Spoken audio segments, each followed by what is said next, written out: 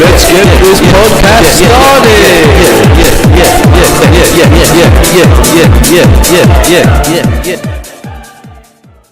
Hello and welcome to the Tinny Boys podcast episode 1 with me, your host Jacob Clark, Max Bailey, Jacob Whittle and Owen Bridger. Today we'll be talking about issues such as the Rotherham sex scandal, stop and search, and last but not least, The Sussex Police. Our first topic is the Rotherham child abuse scandal. An article from the BBC in 2014 reads, 1,400 children exploited, report finds. We're going to go to our first caller now, Jacob Whittle from Ruislip. What do you think about the Rotherham? Thank you, Clark, for making me come onto the show. I think it's appalling that these police officers are covering up all these child exploitation cases. Thank you, Jacob Whittle from Ruislip. The local authorities, including the police service, tried to cover up for years the child exploitation that was happening by the gangs. Right-wing activists such as Tommy Robinson claim that it is the Quran and Islam itself that are causing these men to rape what young, predominantly white British girls. Tommy Robinson claims that they see the white girls as inferior. What do you say to this, right-wing activist Max Bailey? Right, so it's a problem with like immigrants or that. I'm not saying all the immigrants are bad, because you'd have to be an idiot to think all that. But sometimes when they come from another culture, or they just don't understand like our culture or whatever, and it's like, you know what they say, they see these women or whatever, it's like, oh, a woman drinking alcohol or short skirt or whatever. In my country they're a prostitute or whatever, so that's kind of how they treat them, but they don't remember that they're kids and they abuse them. In some of the cases like in Rochdale where the gangs have come after them or whatever, I remember one of them, he flashed a saw and I thought these lasses, so they keep on coming to get but it makes it look like they were like consenting or whatever the I shouldn't swear, but I don't give a shit. And basically the police or whatever, they just didn't really listen. They just thought they were slags, like, you know, chatting shit, maybe attention seeking. Thank you, Max Bailey. That's what, anytime, mate. Consequently, there was a public outcry of grief and solidarity with the victims of Rotherham, and a unitary condemnation of the ineptitudes of the police and council authorities. This was due to the media's outrage at what had happened. They closely examined the negatives of the story, but often ignored the positives, potentially harming their view in the public eye. That now brings us. Where's it gone? Thank you, everyone. That now brings us to Owen Bridger's Stop and Search. Okay, so now we'll be going into stop and search. So what is stop and search? Stop and search are powers police have been given to keep people safe. They allow police officers to search you or your vehicle if they have reasonable grounds to do so. They must use the powers fairly and have respect for the people they are searching. The police can only stop you if there has been a serious violent or disorder in the area. If the police are looking for a suspect who fits your description, if the police have reasonable grounds to suspect you of carrying drugs or a weapon, and it is also used in counter-terrorism.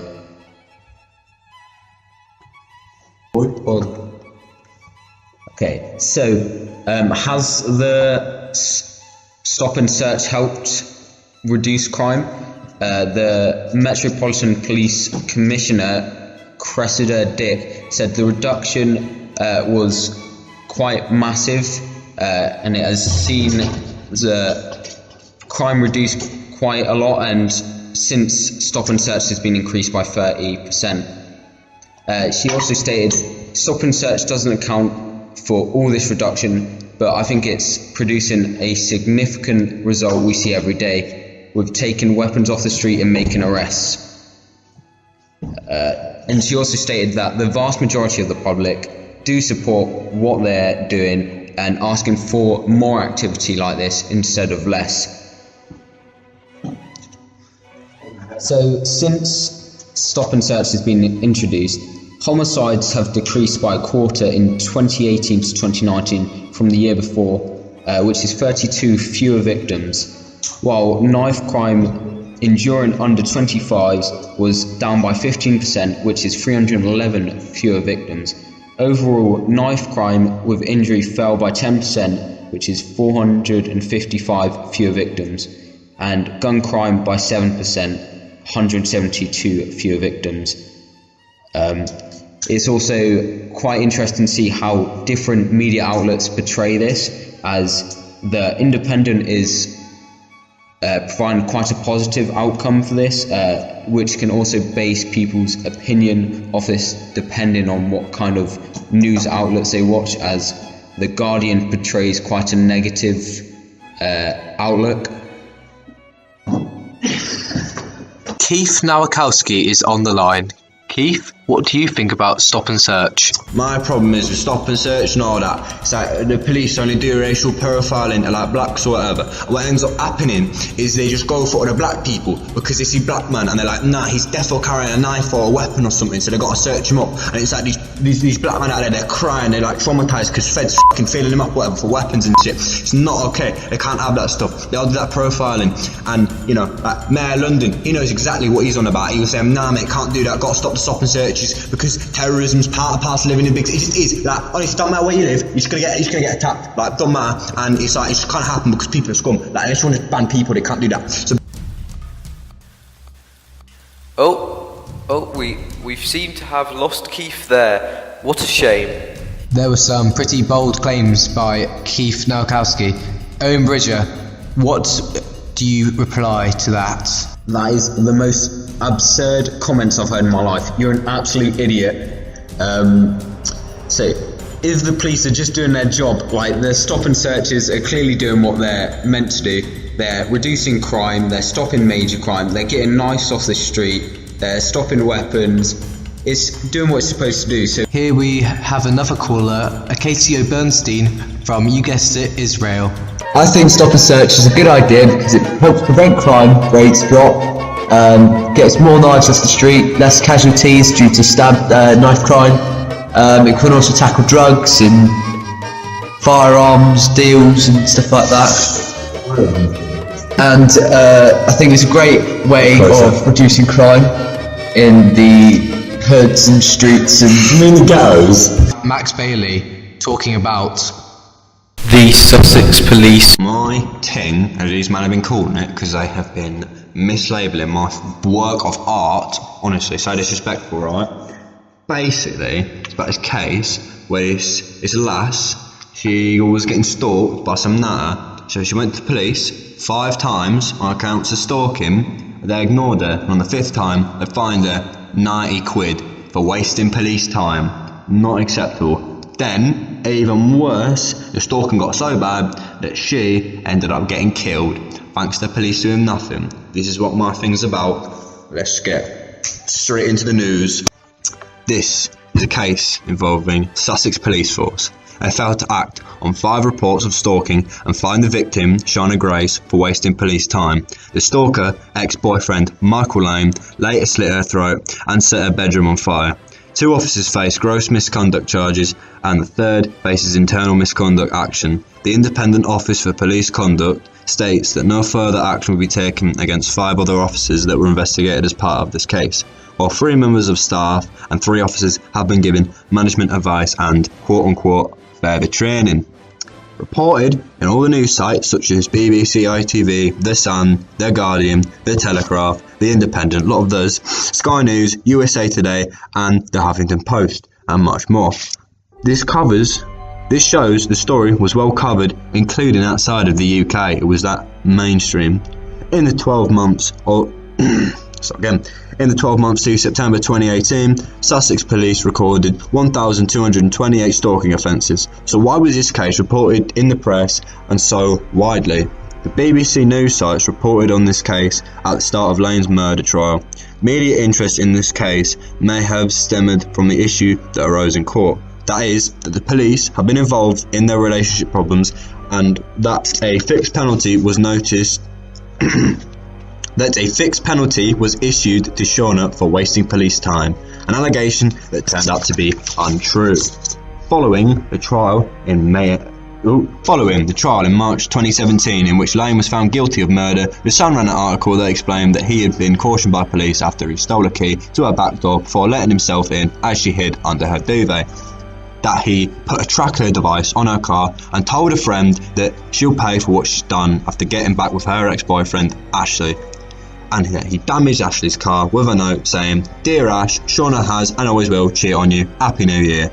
The Sun focused on Shauna's life and talked about what Lane did before and during the murder. BBC News also reported the outcome of the murder trial in a different way. In particular, the judge's comments that the police jumped to conclusions and Shauna was stereotyped. In the light of these criticisms, the HM Inspector of Constabulary and Fire and Rescue Services conducted an investigation into the handling of stalking and harassment cases by Sussex Police. Concerns included that in cases of non-domestic abuse, stalking, harassment, the police did not make risk assessments and therefore the force was not properly protecting victims from the danger of becoming repeat victims, and that Sussex Police's response to victims of stalking or harassment was not always as effective and consistent as it could be. This was because not all officers had received enhanced stalking training. The lack of police action was subsequently investigated by the IOPC, and in their subsequent report there were 18 recommendations. They are not available to the general public, they are confidential and for police purposes only. Although their website indicates that the formal recommendations and the responses from Sussex Police will be published in due course. The summary available states that effective training and the use of risk assessments were recommended.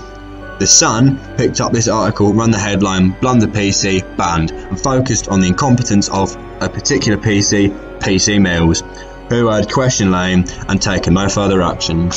Direct quotes from this article include: Mills told investigators, "I thought it was just another domestic related incident. I gave him the benefit of the doubt at the time, not knowing what he was going to do."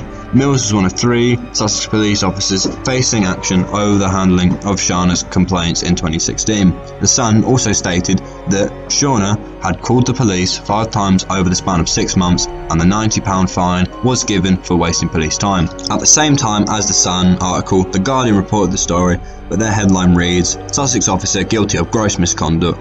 This tells us that Sussex Force held a disciplinary hearing and found him responsible for failing to adequately investigate allegations of harassment and stalking on 2 occasions. The main body of the report talks about the details of the case. In an attempt to reassure the public, Sussex Police put out a press release stating that of the 3 officers involved, 1 had resigned, but 1 would be dismissed from the force for breaching standards of professional behaviour. 1 had retired, but a misconduct hearing will still take place and the other will face internal misconduct. They were aware how this case could affect further victims of stalking coming forward and advised that they had thoroughly reviewed all aspects of how they deal with cases of stalking and harassment and had significantly improved their service to victims. In a direct plea to potential victims, they stated that they encouraged victims to come forward with the knowledge that their officers and staff were better trained and that they would take all reports seriously. However, how many people will this reach? Citizens rarely look past beyond the news headlines, and the impact will be felt by not just Sussex Force or the morale of the team the disciplined officers came from, the individual police officers and their families, but the whole police force in particular. These police officers in Essex or any constabulary that are hard-working officers that respect the rule of law will will feel let down by their colleagues.